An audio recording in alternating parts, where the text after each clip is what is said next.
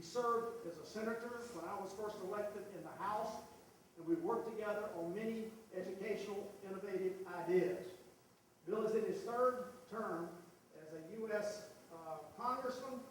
He sits on the House Energy and Commerce committees. And Bill and his wife, Laura, have been very much behind the scenes and working hard for youngsters with dyslexia. In fact, they have started a school that I visited. I was very impressed with this school. And the name of the school is the Louisiana Key Academy. She's done a marvelous job as she's expanding. And that is a school all of you need to go take a look, because they have done a marvelous job attempting to try to help youngsters with dyslexia. Bill, thank you for what you do. We appreciate very much your support of choice. And without further ado, I give you our Congressman, Bill Cassidy. Thank you. Thanks, Steve. Thank y'all for being here. I am a teacher. I teach at LSU Med School, have for the last 20 years. If you will, when I have some bright young woman or young man as a medical student or resident, I am seeing the product of your work. And I know how good that work can be. So first, let me thank you. Also, let me say that my family, I have 3 children, and they have been both in public, private, and in the homeschool setting. So I'm aware that at different times for a different child, you may end up having a different set of scenarios.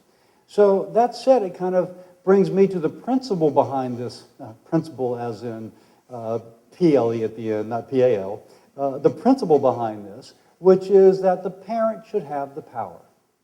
She should, and it's almost always the woman who's making these decisions, so I use the feminine. In my case, it's my wife. And Laura, you mind raising your hand, because there's my wife, Laura Cassidy. I'll clap for my wife. And so many things I've learned from my wife, but one thing among the things I've learned is just the educational process can be daunting. There are so many aspects out there, so many options. Even if you want to stay within the public school or go to the parochial or the private, or, and some folks don't know about homeschools or vouchers, it's all out there, and sometimes the smorgasbord is so much that people stand in front of it and they don't know what to choose. So this is an effort to begin to give that information. Now, by the way, if the parent should have the power, power begins with knowledge. If she does not know those options and does not know how to access them, then she does not have that power. Now, if you will, Napoleon said, "The hand that rocks the cradle rules the world." She needs that power to influence those children who will rule our world. Let's also put this in perspective. We're kind of selfish here. We hope those young people grow up and take care of us. But if they're capable of doing so, it's going to be because their mother has done so much for them and in their education, but not just a mother, but also you. So in this conference, as far as I know, this is the only conference in this 6th congressional district which brings all those things together. Whether it's vouchers, homeschoolers, private, parochial, or public, this is the only conference where it can all be brought together. And it isn't just you who are attending, so to speak. The information from this conference will be put on our website. And so if you have questions, please ask them, because your questions will inform, so that working mom who could not attend, but still wants to know those options for her child, then she can log on and get that information. Let me comment just a little bit on your role. If the hand that rocks the cradle rules the world, then the teacher whom that hand picks helps rule the world. And so this really is a mutually beneficial relationship where you not only will give information to that parent who's trying to decide where to send her child, but also what you learn, and all of us will learn today, what you learn, you will then take out because you are leaders in our community when it comes to education.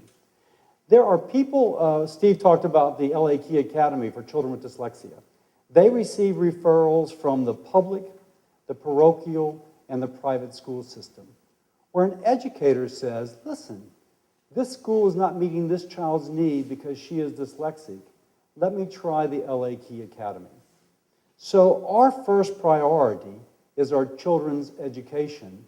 You are, if you will, the evangelist for how to do that most effectively. And I thank you for that role. And part of this is for you to share your information, but also perhaps to receive. Let me just finish up by, again, thanking my wife, who at first kind of put in my head just the struggle that some parents have. And I should have known it because we were struggling with our children. But sometimes it takes a wife to inform a husband. And thank you all, because I see people in here from the Catholic school system, from the public school system, from the Black Homeschoolers Association, from private schools, etc. Thank you all for being here. You're here not just for yourself. In fact, principally, you're here for those parents guiding their children. I thank you for your service to those parents. I thank you for your service to our community. And most of all, I thank you for your service to those children. Thank you.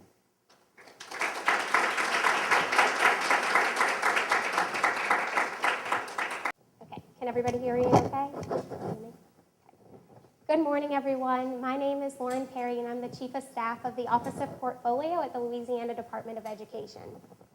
And first, I want to start off by just thanking Congressman Cassidy, his wife, and the staff for putting on this event today. We really appreciate it. Obviously, this is a very important topic, and so we appreciate them taking the time to put this on.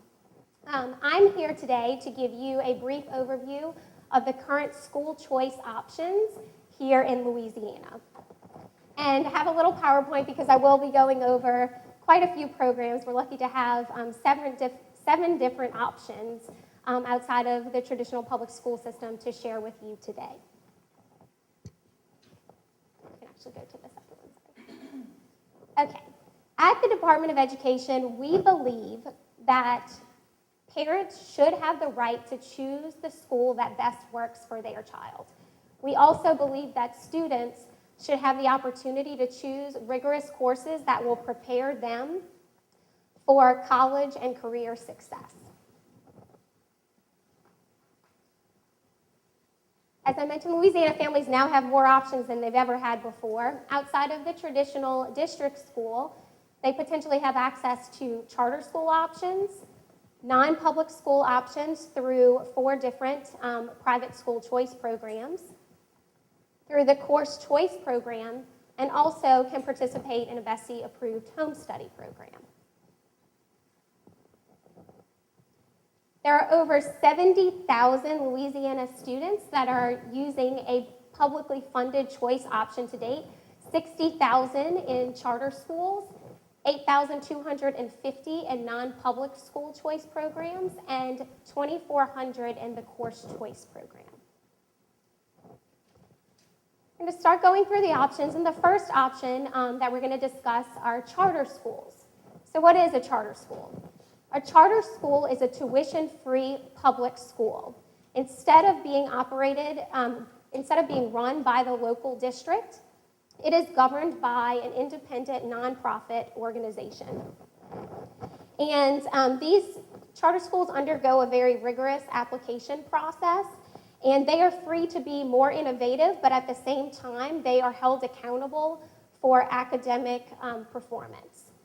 And if they do not meet the benchmarks that are set, then they are closed at the end of their contract. There are currently as mentioned earlier, over 60,000 students in charter schools in Louisiana, attending 120 district or state-approved charter schools. Who's eligible for charter schools? All Louisiana students are eligible. If you're interested in applying, families should contact each school directly to enroll. And for a list of charters, you can visit our website, louisianabelieves.com, for a list of charter schools in your area. And Patrick Walsh from our office, he's the Executive Director of Charter Accountability, will do another presentation to delve into the details a little further. On the non-public front, as I mentioned, we have 4 private school choice programs which allow families to receive funding to attend the participating school of their choice. The first option is the Louisiana Scholarship Program, which is probably the option that you are most familiar with. The second is the tuition donation rebate program, which was passed in 2012. We also have the school choice program for certain students with exceptionalities, also known as the special needs scholarship program. And finally, we have the non-public school early childhood development program, which is essentially the pre-K scholarship program. The Louisiana Scholarship Program, as Steve Carter mentioned, was originally passed in 2008 and serves students in Orleans Parish only. It was expanded in 2012 statewide. The program allows students who are entering kindergarten, low-income students who are entering kindergarten or who are currently attending a C, D, or F public school to receive a scholarship award to attend the participating non-public school of their choice. The scholarship award covers all tuition and mandatory fees for the scholarship school. Parents still have to pay for uniforms and after-school care, for instance, but the tuition and mandatory fees are covered by the scholarship award. As I mentioned earlier, for eligibility, students must be entering kindergarten, or enrolled in a C, D, or F public school for the 2013-14 school year. There is also an income requirement. Household income cannot exceed 250% of the federal poverty level, which is roughly $58,000 for a family of 4. To apply for the Louisiana Scholarship Program, you can do an initial application online or go directly to the participating school of your choice. The main round of the application period closed on February 28th. It was open from January 13th through February 28th. However, the second round will open on April 14th and close on May 9th. And if you do your application online or if you apply directly at the school, you do have to submit income and residency documentation in order for your application to be complete. And again, we will post on the round 2 application the guidelines and the list of schools on the department's website, louisianabelieves.com, on April 14th. The tuition donation rebate program, this program was, as I mentioned, passed in 2012, and it's in its first year of operation. It's basically on a pilot basis this year, but we expect it to expand for the 2014-15 school year. And this program also empowers low-income families to choose the participating private school of their choice. However, instead of the department or the state granting the scholarship awards, a school tuition organization, a nonprofit organization, issues the scholarship awards. And how it works is a taxpayer can donate money to the school tuition organization, and that organization will then grant scholarship awards to eligible students. And the taxpayers are eligible for a for a rebate for their donation that they gave. Currently, there's one STO operating in Louisiana, Arete Scholars Louisiana, and they are serving 16 students at 5 schools this school year. The difference between this program and the scholarship program, outside of how the awards are made, not from the state but from an organization, the scholarship amounts are a little less.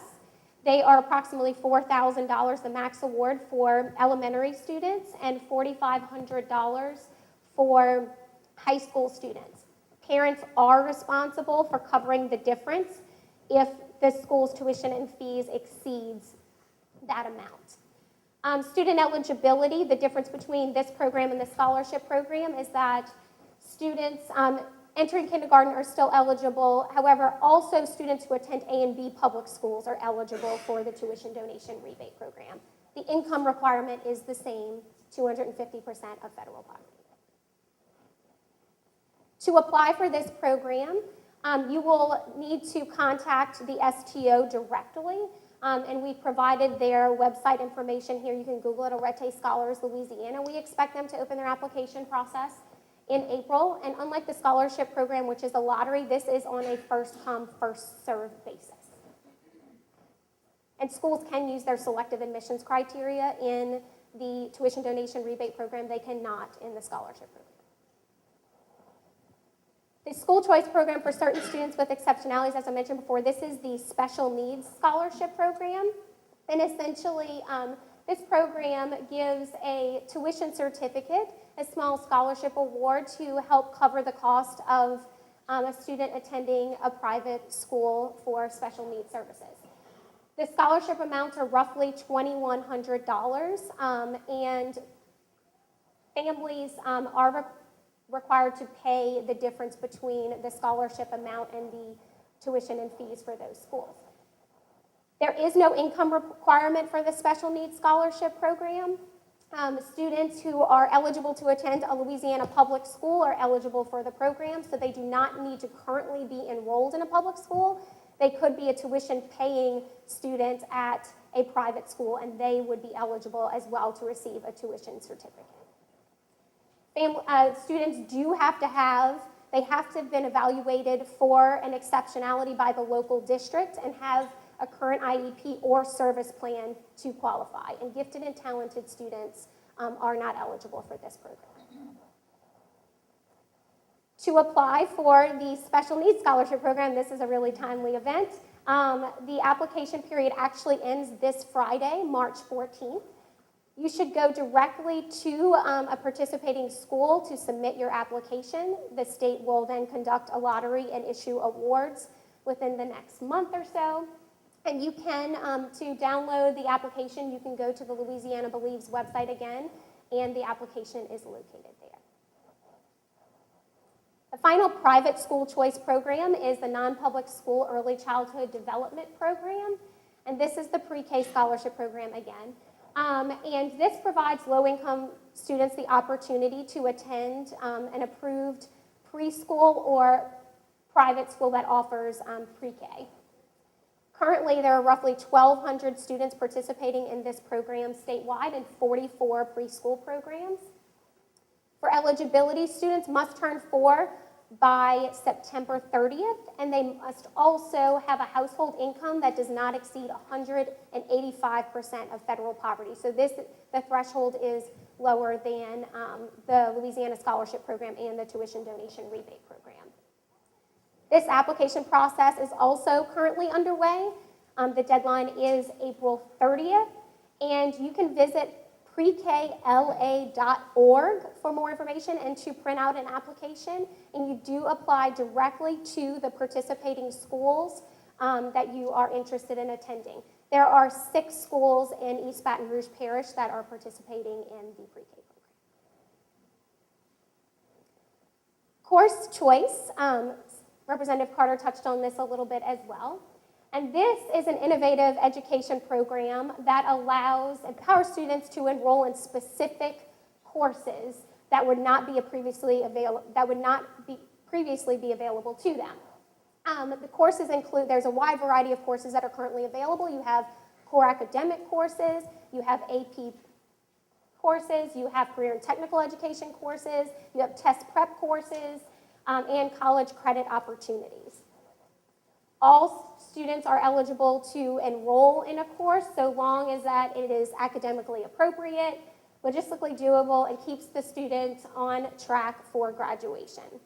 As far as funding for this program, it's free to students who are enrolled in C, D, and F rated public schools, and it's also free to students who are enrolled in A and B schools when the course is not available to them. If the course is already available to them, then they would have to pay for the course. The course choice program is also available to home study students and to private school students. Again, they would just have to pay for the courses if they chose to enroll in them. And there are currently roughly 2,400 students enrolled in the course choice program this year, and over 42 different courses, and we expect this to expand for the coming year. To enroll or to apply for the course choice program, students who are in C, D, and F public schools or enrolled in an A and B public school and the course is not available, they can go talk to their counselors starting on March 25th. If it's an eligible participating student, meaning a home study student, a private school student, or a student enrolled in an A and B school where the course is already offered, they should go directly to the course choice providers to determine course availability and the applicable tuitions associated with it. And LouisianaCourseChoice.net is the website where you can get more information about this program. And finally, BESI-approved home study programs. This option allows families to independently provide an education to their children. BESI-approved home study option, families have complete control over all academic decisions for their children, and there are currently over 10,000 students exercising this option. Families are responsible for all costs associated with home studying. There is no state funding available for home studying, and any student is eligible to use this option. To apply to get BESI approval for the home study program, families must submit an application at any time. There's no application period, unlike the private school choice options. They can submit it throughout the year. We have an online application form now, and this is also available on our website, louisianabelieves.com. So key takeaways from the presentation. I know this is probably super overwhelming with 7 different programs and lots of information. But we are here, the department is willing and able to help you answer any questions that you may have. So at any time, feel free to contact us at the 1-800 number listed below. But just want to make sure that you guys are aware of the opportunities that are available to you. And again, just reiterate the fact that we believe that parents and those closest to children should be able to choose the pathway that is best for each child. So thank you.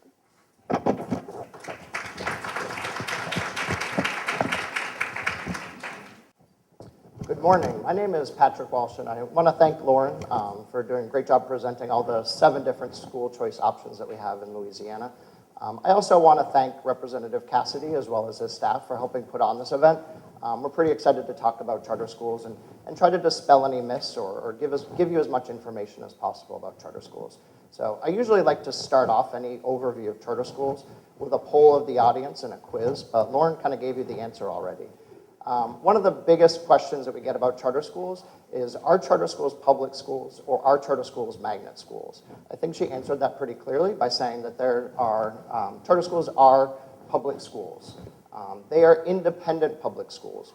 They're free to be more innovative with their academics, with their approach to instruction, with their hiring, with the operations of their school. But they're also held accountable for the results of that school.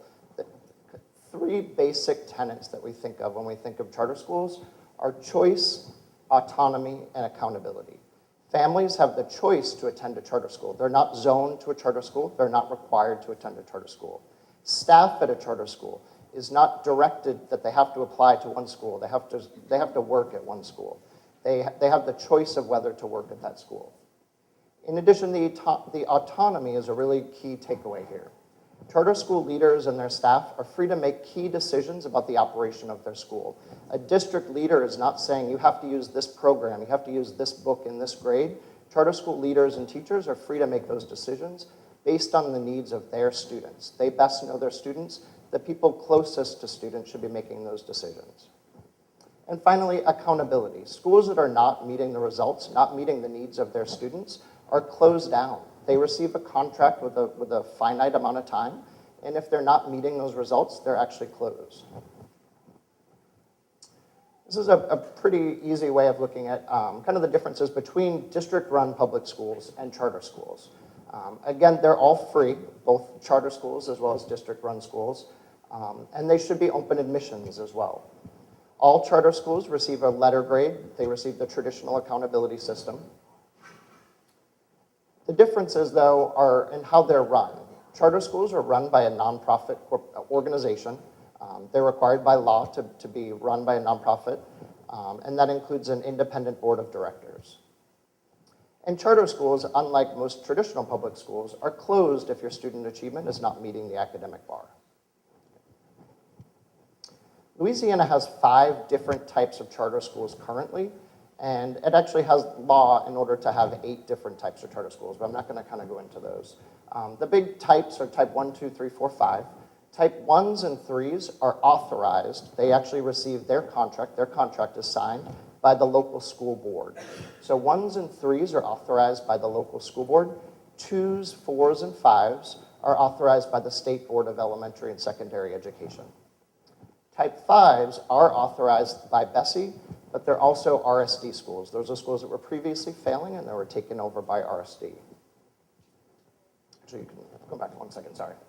I just want to highlight the application information. Type 1, 2, 3, and 4 charter schools are able to have mission-specific admissions requirements. LA Key Academy, a student must have dyslexia or have a similar related disability. We have some schools that have foreign language proficiency as admission requirements. Type 5s are required to accept anybody that enrolls or anybody that requests to be entered into that school as long as there's an available seat. But type 1, 2, 3, and 4 can have mission-related. They're not supposed to have academic-related requirements. You can't say that a student has to meet a certain IQ or they have to pass a test in order to get into them. They have to be mission-related. This is just a quick map of where charter schools are located. EBR actually has 12 different charter schools right now. A lot of those are type 1, which are authorized by the local school board. EBR has been pretty progressive and has said that we think that charter schools are a viable option in this city, in this parish. And we have 5 more charter schools coming online in Baton Rouge for the 2014-15 school year, so we're pretty excited about that. Orleans Parish is definitely the hub of school choice options right now in the state. 91% of students, of public school students in the city of Orleans Parish actually are enrolled in a charter school, so we're pretty excited about that number. And we hope to give families the option here in Baton Rouge of more schools in the future. Okay. Just a quick note about enrollment. As I mentioned, charter schools are not private schools. They are required to enroll students that apply to that school, but they can institute a lottery. Oftentimes, charter schools are pretty competitive. A lot of families want to enroll in a certain school, especially if it's a high-performing school. If the school has more applications than seats, the charter schools hold the lottery. They are not supposed to utilize selective admission processes unless they are mission-specific. New Orleans is a little bit different, where students in New Orleans actually apply through the One App. It's a common enrollment system. A couple years ago, it was kind of like the Wild West in Orleans, where every different school had their own enrollment timeline, their own enrollment packet, their own enrollment process. And with over 60 different charter schools, it was really complicated for families. They had to manage where they were applying. I could apply to one school, I could apply to another school and somebody else, and I could kind of wait until the last minute and decide where I wanted to go. So it creates transparency. It helps people know which school they're going to, and it also helps schools manage their enrollment and know where students are going. So it still gives parents choice and gives families the option to enroll in the school that they want, but it kind of manages it across a system of choice. Another thing that's really important, and one of the biggest questions I get, is do charter schools have to serve students with special needs? Yes, charter schools are required to follow IDEA and all special education laws, just like a traditional school. Schools that are authorized by a district, by a parish, such as EBR, they may have slightly different rules, but they are required to serve students with disabilities. But those decisions are generally up to the authorizer. Type 2, 4, and 5 schools are treated as a district, and they have to serve every student with the disability that enrolls in that school. Back one more, sorry. And charter school and discipline. Another thing is, we often hear people say that charter schools are more rigorous with their discipline, have stricter policies regarding discipline.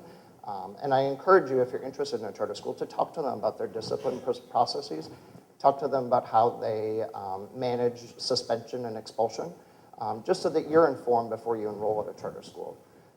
Charter schools are required to follow all state laws regarding suspension, expulsion, and discipline, and they have to follow due process procedures as well.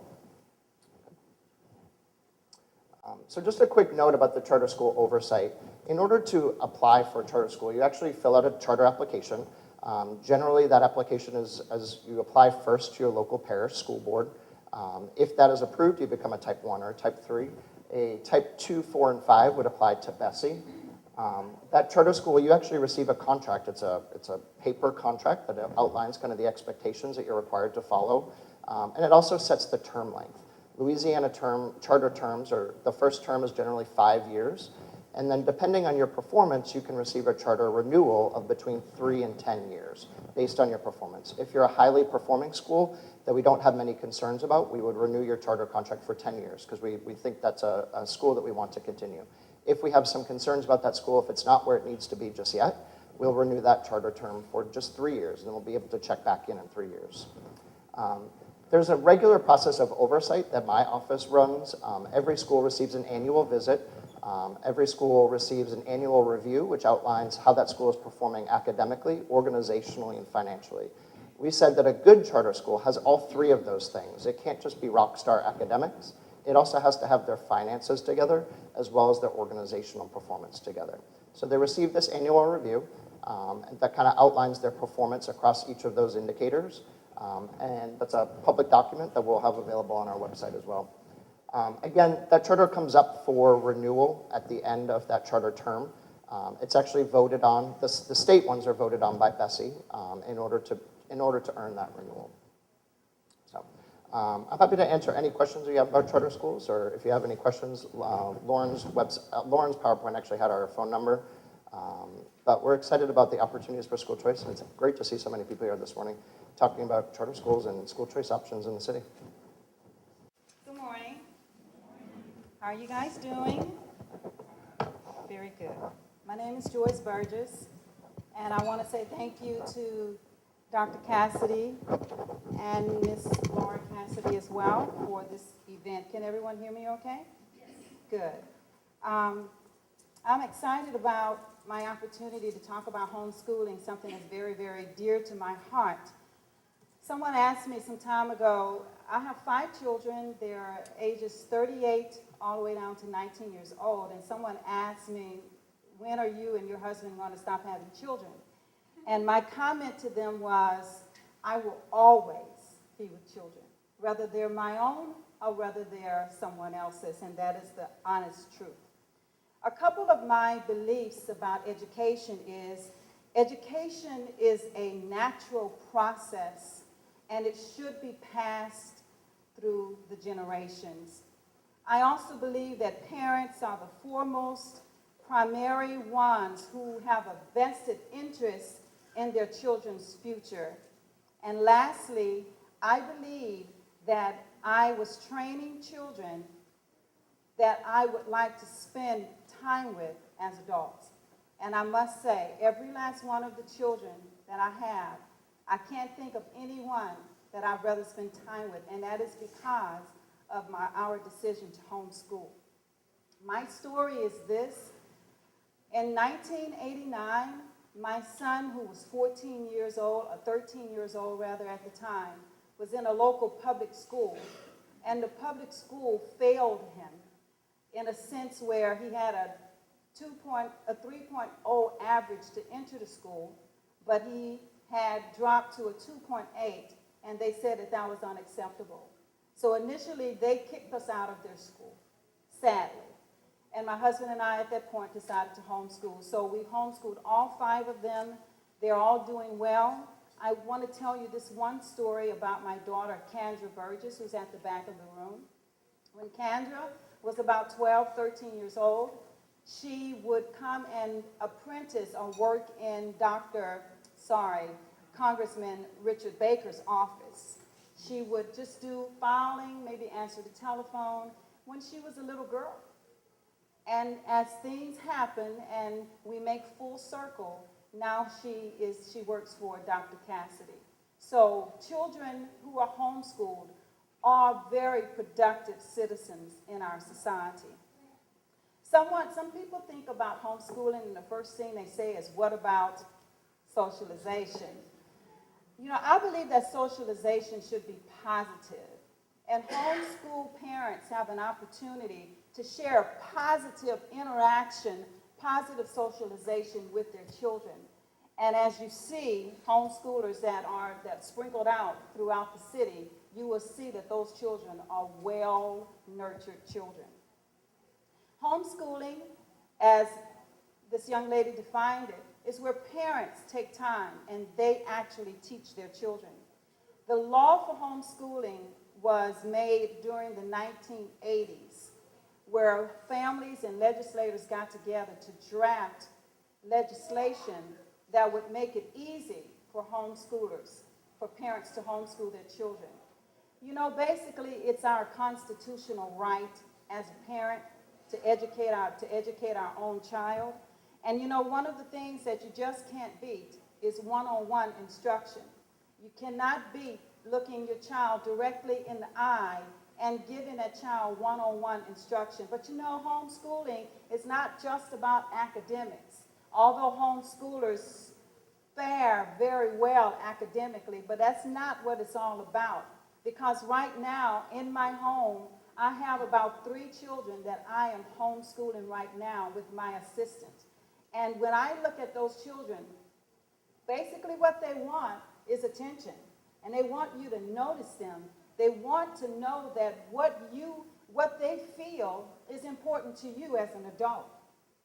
And so homeschool parents have an opportunity to do that. In the state, we're in the city of Baton Rouge, we have an organization that my husband and I started about 13 years ago, and it's the National Black Home Educators. And a lot of people ask, why did you start such an organization?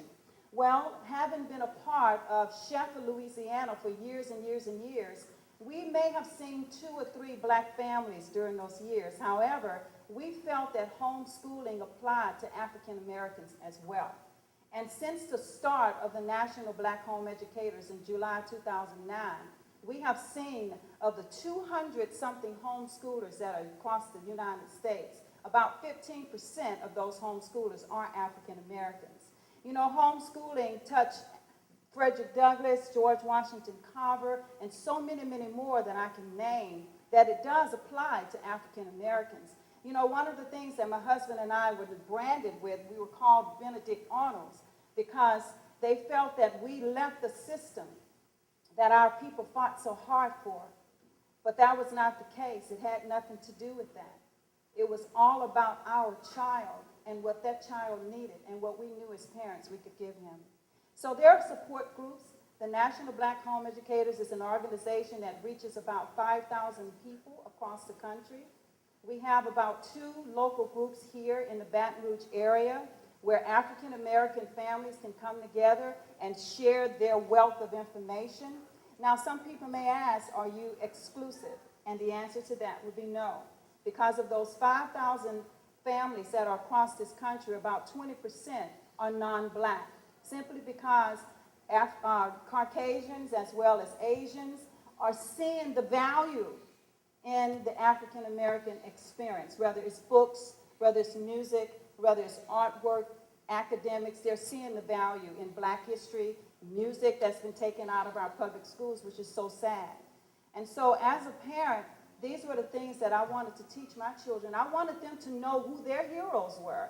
You know, I feel just as good about Abraham Lincoln as anyone else would feel about George Washington Carver.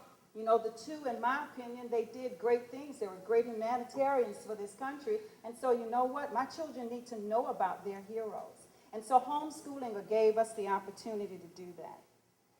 The National Black Home Educators has been featured in many, many magazines. And one of the reasons I wanted to do that, while I love Ebony, Jet, and Essence magazine, you know, I just don't think they tell my story.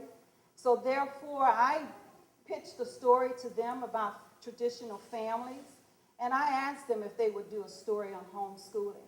And I must admit, Ebony did a story on homeschooling twice in the early 2000s, Ebony, Jet, and Essence magazine. The National Black Home Educators has also been featured in CNN many, many times, ABC, New York, many, many publications. We've been featured, Tom Joyner Morning Show. And I'm excited about that because since the start of the National Black Home Educators, many African Americans see that homeschooling applies to me, and it is something that is growing. It's a mainstream. I call it the flagship.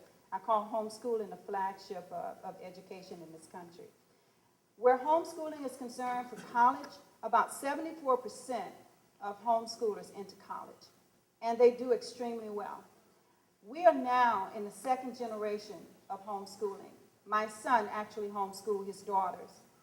You know, homeschooling is not, it's across the board. I was a homemaker for all those years, and it obviously, by the grace of God, I say, I was able to help those children become productive citizens in this society. Homeschoolers are involved in their community. Homeschoolers have relationship with their parents. One of the things that, when I said earlier that education is a natural process and it should be passed down to the generations, it is so important. I feel that academically, that academics, that education, where homeschooling is concerned, I feel that the relationship with the parent and the child supersedes that. Because, as I said earlier, parents are the only one who have a vested interest in their children's future. And so, therefore, having a relationship with the child is one of the beauties of homeschooling. Homeschoolers run for political office. They're like myself, a homeschool mom can run for a political office and win. I now serve the city of Baker as a councilwoman. Homeschoolers are voters. 95% of homeschoolers take that seriously. Citizenship is very important to them. To take away this, I want you to know that the National Black Home Educators features a conference in the month of June where we have a graduation recognition program for our homeschoolers that have completed 12th grade. We also have curriculum assistance if you decide that you want to homeschool and you wonder, you know, how do I do this? What books do I use? What academics do you recommend? We have that as well. We have a Getting Started packet that we issue that tells basically the story of how many families have decided to homeschool. We also have local connections across Baton Rouge as well as across the country. We have homeschool co-ops as well. We also have a newsletter that we feature, and if you would go to our website, it's nbhe.net, nbhe.net, and our contact information, if you wanted to email us, is contact@nbhe.net. To take away, you can't beat one-on-one. You can't beat looking at a child eye to eye and pouring instruction to that child. You know, one of the things I tell moms, whatever your talents are, you know, one of the things I enjoy doing, I enjoy singing, I enjoy reading, I enjoy organizing, I enjoy fashion shows. There are many, many things that I enjoy. But I could not completely enjoy those things had I not shared those things with my children. And now all 5 of them are doing that to some level. They're productive citizens in this society. So when you think about homeschooling again, think about the National Black Home Educators, and perhaps you may make that decision that I want to homeschool my child. That is one decision I do not regret, and I guarantee you that if you want to produce strong, positive adults, I encourage you to homeschool. We also have a table. If you have any further questions, I'll be very, very happy to answer those for you. Thank you.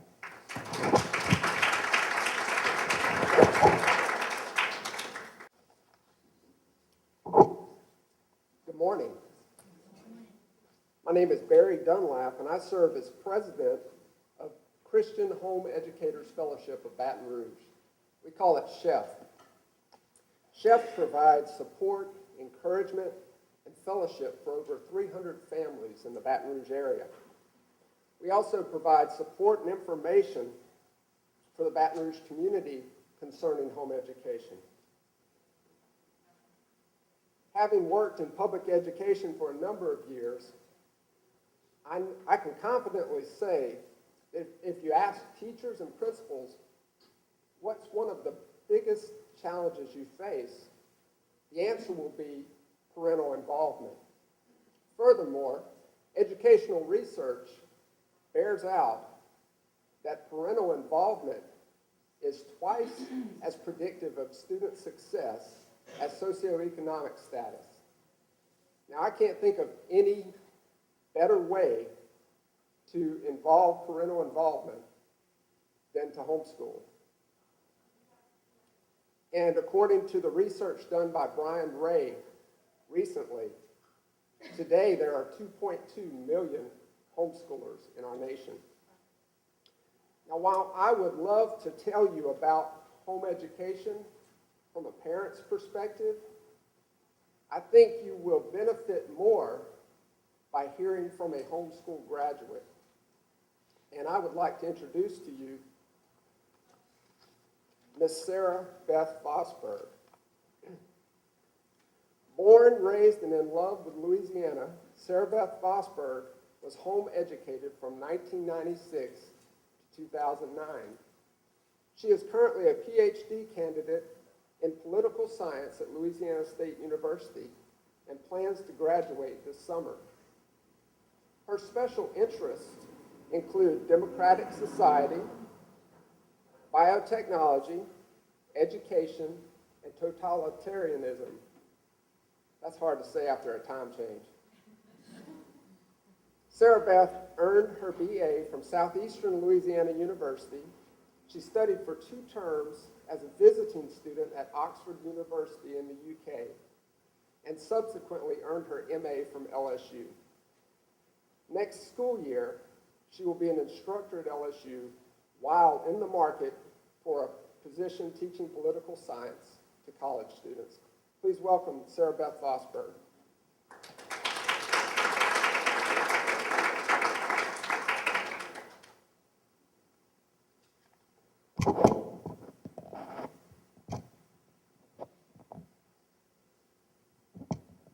Hi, can you hear me? I've been asked to use the lapel mic for you. Thank you, Mr. Dunlap, and thank you, Dr. Cassidy, for the School Choice Fair today. Let me start by sharing with you 2 memorable and significant moments from my own educational experience. The first was the hot September day on which I gave my first book report. I'm 6 years old. I'm making my way down the driveway in a homemade t-shirt proudly sporting Olympic rings, going through a set of homemade hurdles. We're studying the Olympics, and we're learning about determination. My report that day was on Nadia Comaneci, the first female gymnast to score a perfect 10. Nadia's determination inspires me.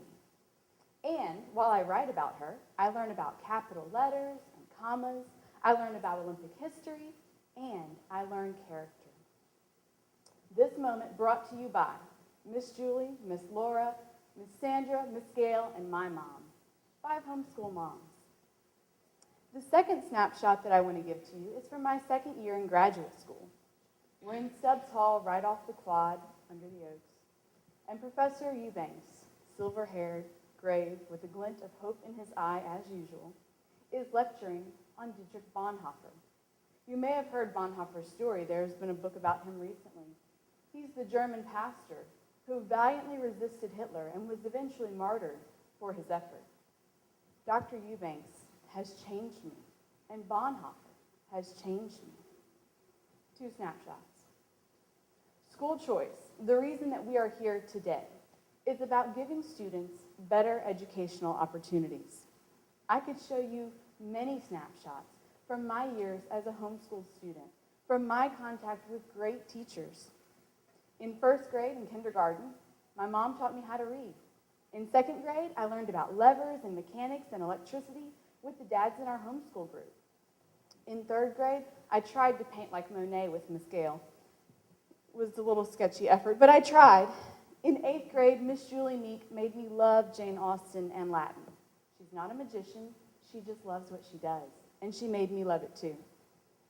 In 9th grade, my mom and dad gave countless hours as instructors and as drivers of the family van so that I could participate in speech and debate across Tennessee, Alabama, from Monroe to Ruston, and even in Baton Rouge.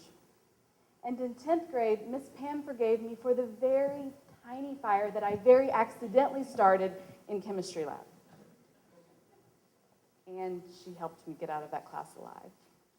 She was a homeschool mom. All of these moments brought to you by moms, dads, and tutors in the Baton Rouge homeschool community.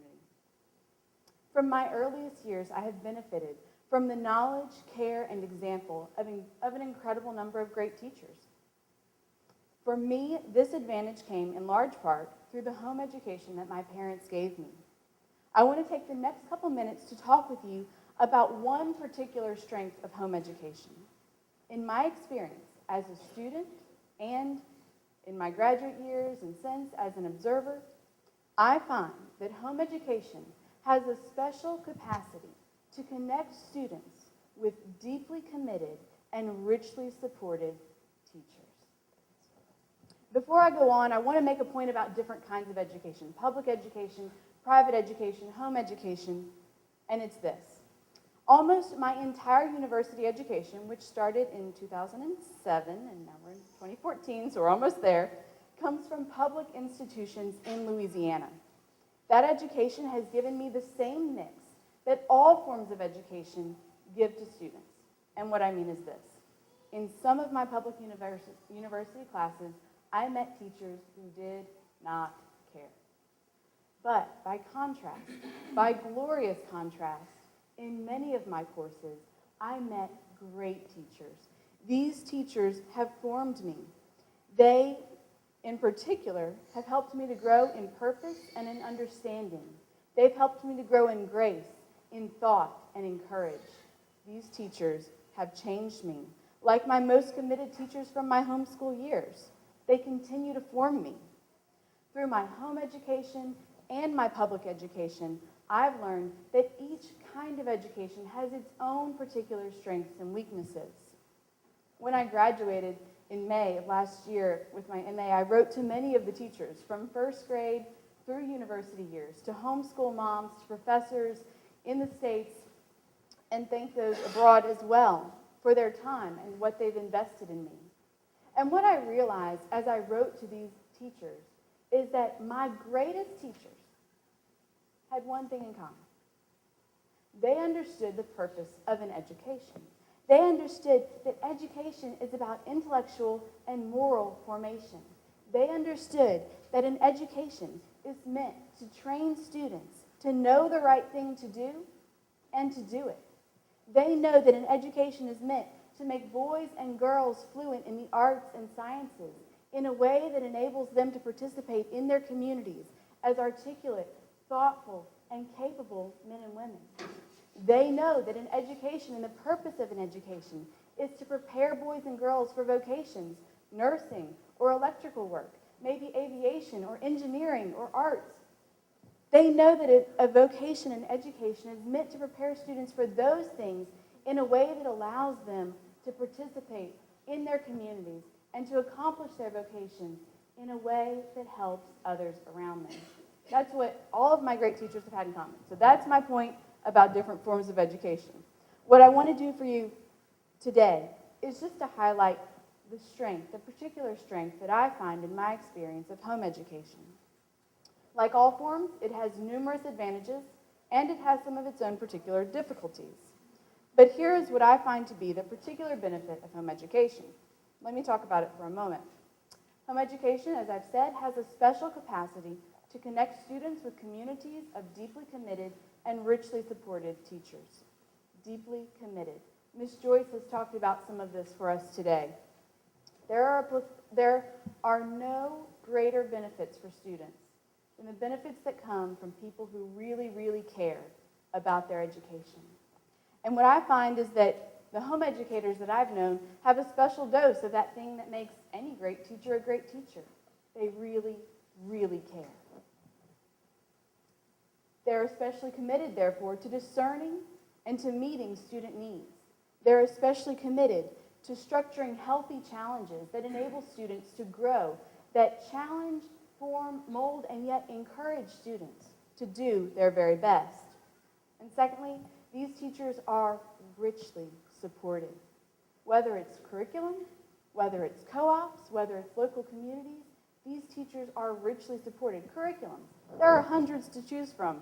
Dr. Cassidy talked this morning about how overwhelming school choice is just before you even consider specific curriculums. You can order curriculums in a box. You can make your own. I have to say there are few things more exciting than going to the Baton Rouge Library or waiting for that beautiful box of new books to come to your door in July, and you throw the packing peanuts out, and they're here, and it's really fun. My brothers had different feelings, but those are mine. Richly supported. There are communities. There are co-ops. And these things altogether allow home educators to be flexible and intentional, what all teachers want for their students.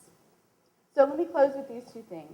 I want you to know, in your roles as officials, as educators, as administrators, as parents, as teachers, that home education has a special place, an important place, a fair and important place in the school choice conversation, whatever your role. Let me close with two reminders. Like other forms, home education has its particular strengths and weaknesses, and it works best when, where, and how it works well for each individual student. For some families,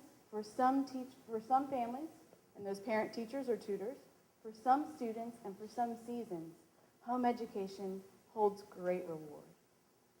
I've seen it, and in my experience, it's instilled an unshakable love of learning. That's a great gift. In fact, the home education my parents gave to my brothers and I is one of the greatest gifts that they could ever give to me. And finally, this. You know this, it's why you're here. School choice is about students, and you're here because you care about students.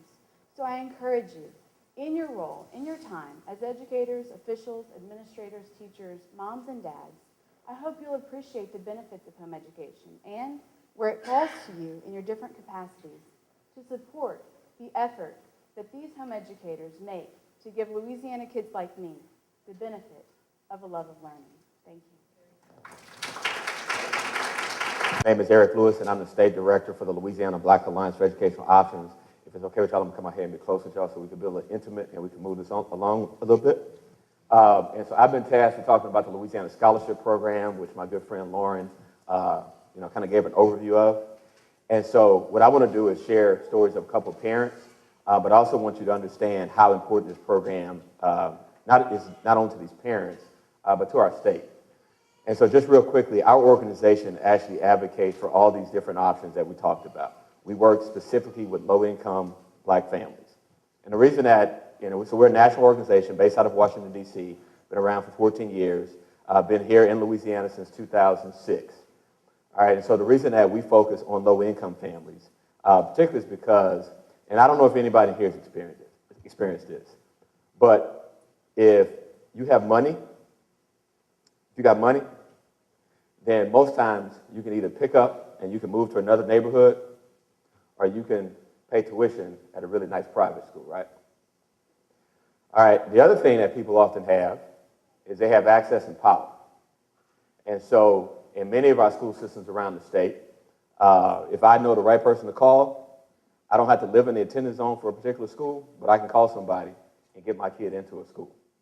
All right, and so too often people without means don't have that same type of access. Now I'm going to applaud the East Baton Rouge Parish School System, which I came through, which was one of the few school districts in the state for years who provided families with choice, be it magnet programs, minority to majority transfers, and things of that nature. But there are a lot of school districts in the state that have not offered those types of programs. That being said, we have a lot of parents that just aren't satisfied with the school that they're zoned for. And so that's the reason why our organization exists. And the Louisiana Scholarship Program is one avenue to offer parents options if they're not satisfied with the services that's being provided by their local school. Now, let me share the stories of a couple parents.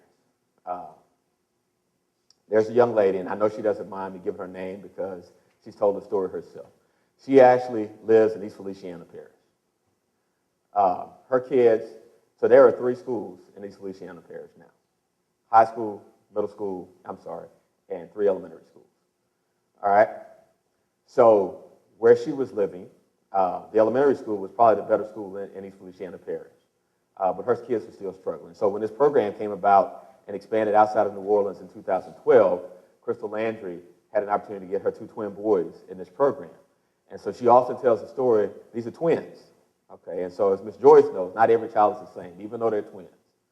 And so one of the twins was having a hard time with his motor skills. And so the school system labeled him, and he was being placed in special needs classes. Through this program, he was assigned to a school that actually serves special needs kids. And so to hear Crystal tell the story of how quickly her son has progressed last year in kindergarten, because this was in pre-K, last year in kindergarten, how quickly her son has progressed, and the tears that flow from my eyes because of the small class size and the direct attention her son was getting, is to me evidence that we need programs like this. All right, and so there are 6,700 kids currently participating in this program throughout the state. About 3,000 or so in the Metro New Orleans area. The Baton Rouge area comes in second. And then from there, we're looking at Lafayette and then Shreveport, and they're sprinkled in rural areas, around the state. We're actually in the midst of a process where our organization, along with our friends that are not here, we do a parent satisfaction survey, which for the last 4 or 5 years, there's been a 92%, Leon's back there, 92% satisfaction rate of parents that are in the program that are satisfied or very satisfied with their school. Now, let me be clear, and this is Eric speaking on behalf of Bayo. While I'm talking about this program, we do also understand that every school and every learning environment is not a right fit for every child. And so that's why for our organization, it's important that parents understand how to select a good quality school. One of the things that we have to applaud the state on is last year, there were 7 schools that were not properly educating kids in this program. And those 7 schools were put on probation. And that's something that our organization pushes for. What we have frequently said is it does us no good to take kids out of schools that are not educating them and put them into other schools that have different labels on them that are still not educating kids. One of the other things, and I don't know if Lauren mentioned this, but one of the other facts about this program that a lot of people tend to not know is that this program is also open to high-performing public schools. And so since it expanded in 2012, we've only had 1 public school in St. Landry Parish to participate in the program. But we would definitely love some of our great high-performing schools in the Baton Rouge area to participate as well. Because one of the things that this does, and I know that there's some legislation that's rolling out this year, one of the things that this does is there are kids like in St. Helena Parish that have been struggling.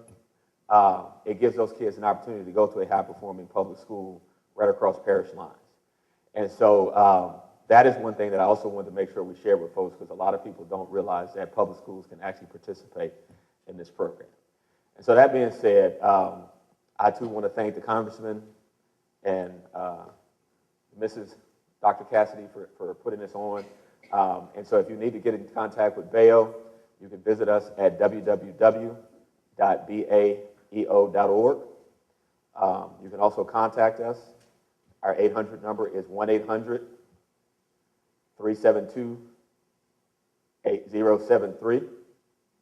And I believe if you pick extension 805, that young lady in the back, Alkini, is going to answer your call, because she is the Baton Rouge organizer who's working to get parents organized so they understand how to choose a good quality school for their child. So with that, I will step out of the way, and hopefully we'll see you all at the Capitol this afternoon.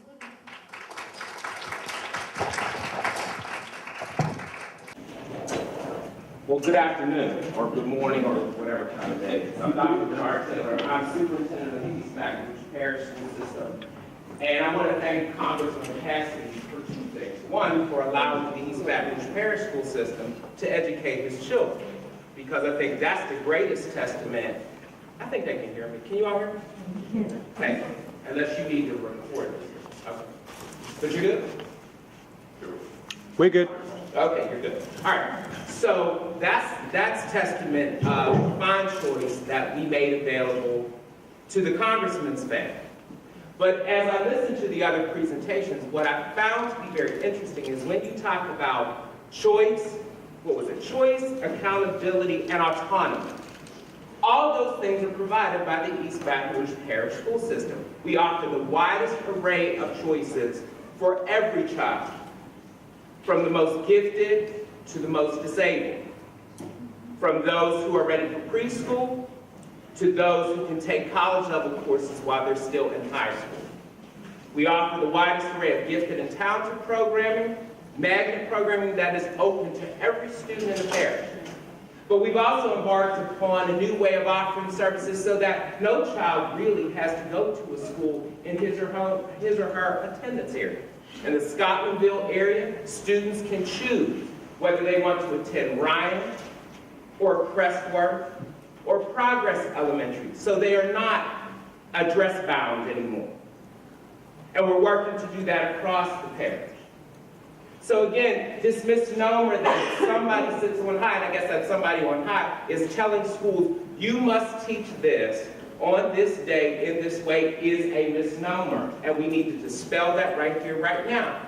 Because, yes, we do have a standardized curriculum, because we cannot have 88 different ways to teach reading, because kids move. So if the child moves, should the child have to start all over again? No. But do we stifle any teacher or any principal's ability to do the what of teaching?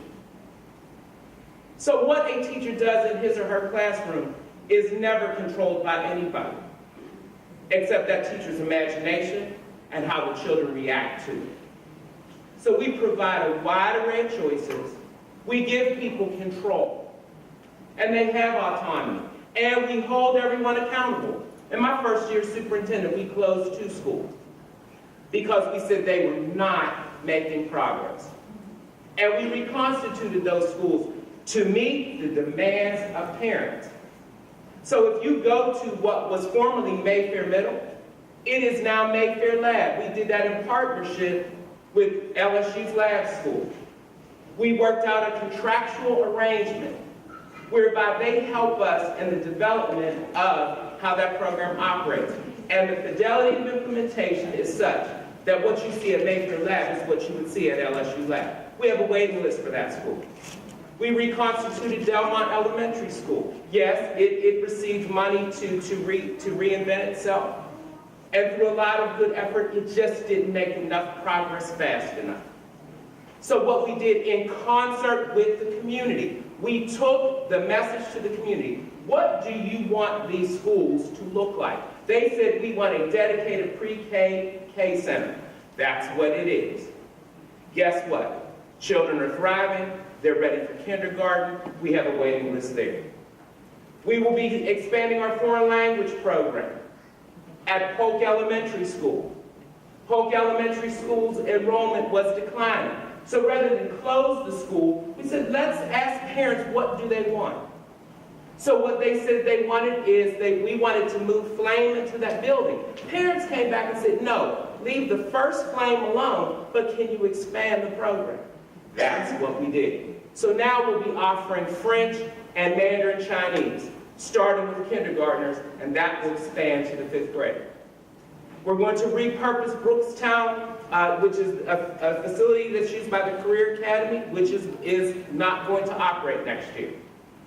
So Brookstown will be a combined middle school that will serve a comprehensive neighborhood population and a magnet school population. And there are people saying, well, people won't go to Brookstown. Yes, people will. Yes, people will. Because we're engaging the community. We're not telling people, this is what's best for you. We're asking people, what do you want for your children? And how do we facilitate that? We're in the process now, we're going to ask people for innovative ideas so that children can stay in the schools that they want to attend. Oftentimes when schools close and become charter schools, and let me be the first to say, we've sponsored charter schools. J.K. Haynes is a district-sponsored charter. We facilitate homeschoolers. We have homeschoolers who want to come in and participate in athletics and be part of our elective programs. So we do all those things. Anything we're asked to do, to repurpose ourselves, to do what it takes to meet the needs of children, that's what we're doing. And we're also making progress. Now, our progress as a district may not be to everybody's satisfaction in that it's not fast enough. But if you look at the fact that 85% of our children come from impoverished backgrounds, and you see the rate of progress that those children make from the time they enter school until the time they leave, there's some great things going on in this district. Great things. I've only been here for a little less than 2 years. And I'm not sure that people here, with all the choices that people have, guess who still educates the majority of children here? And not because parents feel like they have to accept this. Because with all these variations on a thing, our enrollment is still stable and growing. So at the end of the day, we are not afraid to compete because we compete well. We certainly can educate children because we're educating children that nobody wants to educate. because I rarely get proposals for anybody to take our most in need children, those who are behind, those who have special needs, severe special needs. I rarely get proposals to work with those children. So we're always going to be here. We're always going to be here. Now, there are some who, and I want you to think about this too, because this is something I find very, very interesting. The children that are the most difficult to educate, those are the children with the most severe needs, educational needs. People send them to us in droves. From preschool through grade 12. But a child who is quote unquote normal, those are the children who, oh no, you can't work with those children. The gifted and talented. We have to meet the needs of those children. That is not a magnet program. If you are tested to be gifted and talented, we have to meet your needs. But here's our competition. We're trying to have magnet programs and offer choice, but we're also trying to maintain neighborhood schools. So we're asked to be the most schizophrenic type of organization you can possibly be. But in being the most schizophrenic organization that has to meet so many different competing needs, the federal government makes us offer choice. So when a school is not meeting the needs of students, when that school was judged to not be meeting adequate yearly progress, we had to move students to higher performing schools. But last year was the first year we didn't have to do that because all of our schools, with the exception of one, met the state's performance standards. So at the end of the day, what I stand here very confidently saying is that I'm glad people have the wide array of choices that they do. But please know that the array of choices that you have that don't involve you doing anything except sending your child to school every day emanate in the East Baton Rouge Parish school system. And we're going to continue to figure out ways to offer choices. And we're going to continue to figure out ways to innovate. Even though our resources may be declining, we're still going to continue to do that. But at the end of the day, please do not walk away from this conversation thinking that this district cannot educate children. It can, it does, it will, and it always has. Now maybe our population looks different than some of those that have been described here. But guess what? When everybody else here gets tired and says, I don't want to do this anymore, even when homeschool parents say, you know what? You need to go to school. Everybody else can walk away tomorrow. We still have to be here. So what I hope you'll remember is, don't believe everything you read in the most esteemed journal that publishes every day in America, The Advocate. Please don't believe anything you see on television news, okay? Come in and visit a school. How many of you have been in a school recently? Well, I need to see more hands, okay? And don't just come for one visit. Get involved. Start working to make every school a place where you would want to send your own.